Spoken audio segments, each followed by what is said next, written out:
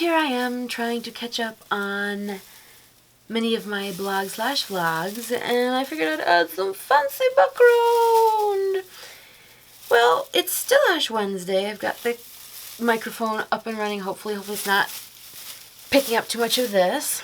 But since it's Ash Wednesday, I figured, in case people are like, what's that on her forehead?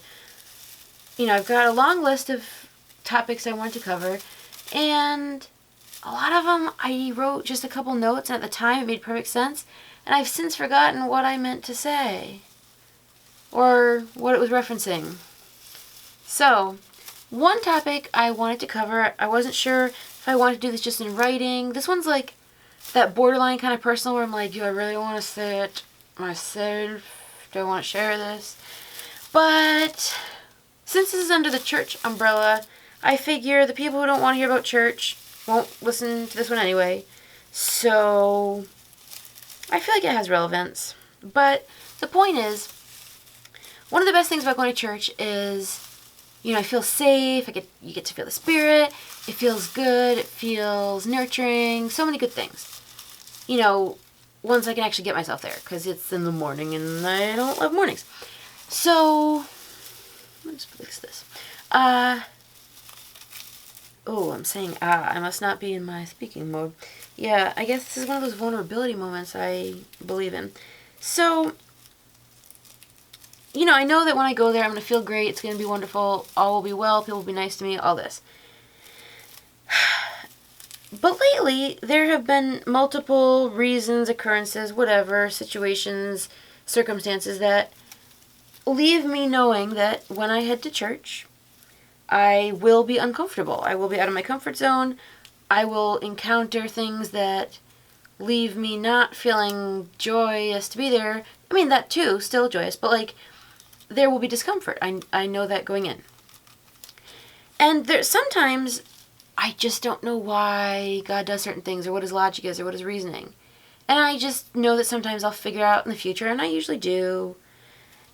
And then I'll make sense. But then there's other times where there are things that might not seem pleasant, but I do understand. Now, that's interesting. The freezer just went on. I wonder if the microphone's going to pick that up. Anyway, so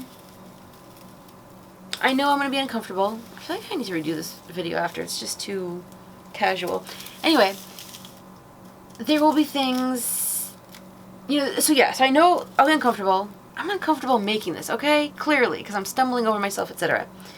But in this case, I believe that the reason for my discomfort is to help me learn empathy. Because there are so many people that stop going to church because they've been offended by somebody or something that was said or whatever the reasons are. They just stop going to church. And once they stop, I have found that after between 3 and 6 weeks is kind of like your sweet spot. After you get past around 4 to 6 weeks, you start to get into the whole, what am I really missing? What does it really matter if I'm there? It doesn't make that big of a difference, because you kind of forget the big difference that it does make. Even if, you go, you don't feel like going, you still leave, having been spiritually nurtured, etc. And I used to think, church is just about church is not as needed. It's your relationship with God that counts. So as long as you pray and stuff, you don't need to go to church. But I remember it was on a retreat that I realized the community is why you go. It's not that that's the only way you can talk to God or worship God, or you can't have a relationship with God without going to church, but we need each other. That's actually kind of the topic of my last video. But we need each other to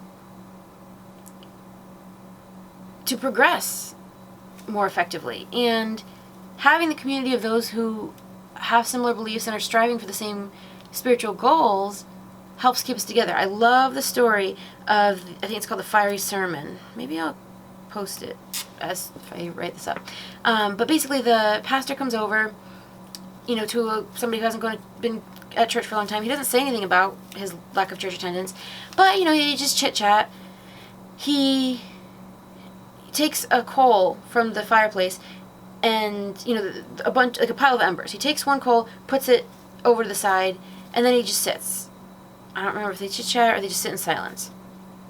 But either way, at the end, he takes that coal that's about to extinguish, like it's almost burned out. It's been away from the others. It's not hot much anymore. Well, it's like, you know, the glow is about to go out.